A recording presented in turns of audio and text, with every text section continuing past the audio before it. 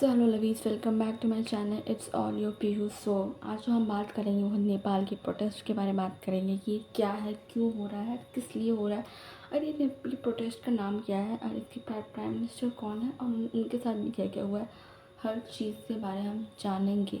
ठीक है। Gen Z led protest. What is the Gen Z led protest? First of all, if we want to know this, अगर हमें ये जानना है कि ये क्या है, तो हमें पहले ये जानना होगा कि कहाँ पे हुआ है और ये प्रोटेस्ट कहाँ हो रहा है। तो ये प्रोटेस्ट हो रहा है नेपाल में, जो कि बहुत ही भयानक हो रहा है। कई लोगों की जान जा चुकी है, एक्स प्राइम मिनिस्टर की वाइफ की जान जा चुकी है, इसीलिए उन्होंने रिज़ाइन कर दिया एंड बहुत सी चीज़ें हो रखी है। सो चलो आज हम सारी चीज़ों को क्लियर करेंगे।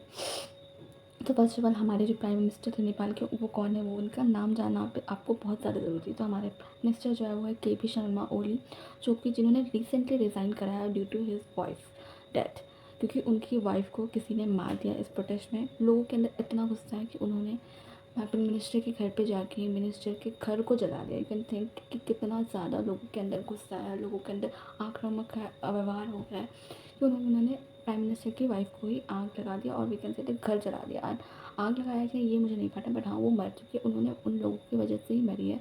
एंड ऐसे कुछ करा है जिससे कि उनका घर भी जल गया मिनिस्टर का। तो बहुत सी चीज़ें ऐसी हुई है, तो लेट्स डिस्कस। ठीक है। तो ये वाई पहले तो हमें जानना होगा कि चीन जेट प्रोटेस्ट है क्या, ये क्यों हो रहा है हमारे नेपाल पे। तो ये है केन्या फाइनेंस बिल प्रोटेस्ट। ठीक है, ये जो है ये केन्या फाइनेंस बिल प्रोटेस्ट है।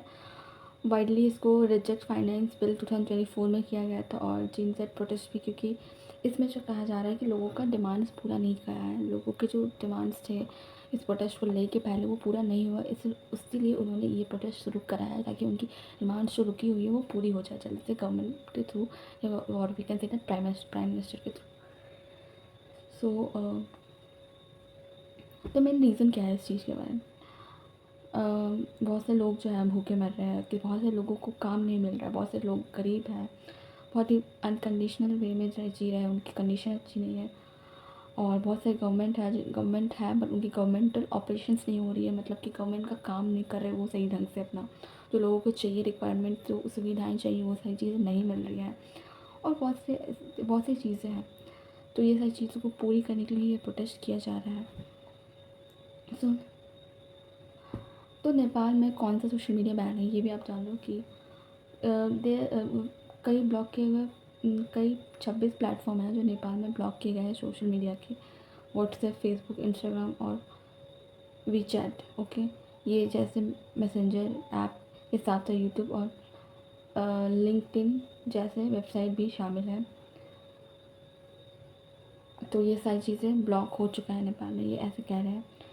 बहुत सी सोशल मीडिया में कंपनीज हैं, एक हफ्ते से अल्टीमेट ख़त्म होने के बाद भी वो चालू हो रखी है। अल्टीमेट कंपनीज जो भी हैं वो सारी चीज़ें चालू हो रखी है, जबकि उन्हें भी बंद हो जानी चाहिए। प्रोटेस्ट क्यों हो रहा है नेपाल पे? ये इसलिए हो रहा है क्योंकि लोगों का एक डिमांड था कि ये जो अनकंटेंट और you can say discontent videos आती है इंस्टाग्राम पे और ये सोशल मीडिया पे, ये सारी चीज़ को बैन कराया जाए।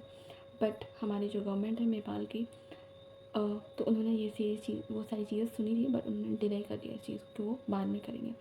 इसके लिए लोगों के अंदर गुस्सा हो रखा है कि वो उनकी डिमांड पूरी क्यों नहीं कर रहे। और जितने सारे भी करप्शन हो रहे हैं, ये सारी चीज़ों को भी उन्हें पूरा करना चाहिए, गवर्नमेंट को पूरा करना चाहिए, इन्हें देखना चाहिए, इनके खिलाफ एक्शंस लेने चाहिए, आगे मुकदमा करनी चाहिए, और बहुत लीगल एक्शन के थ्रू उन्हें पनिश भी करना चाहिए जो ये सारे करप्शन में इन्वॉल्व है, और बहुत जल्दी गैंग वगैरह जो भी इन्वॉल्व है, ये सारी चीज़ों को देखना चाहिए। तो ये हमारे पब्लिक की डिमांड है, बट ये सारी चीज़ें पूरी नहीं हो रही है, इसलिए ये सारे प्रोटेस्ट किए जा रहे हैं।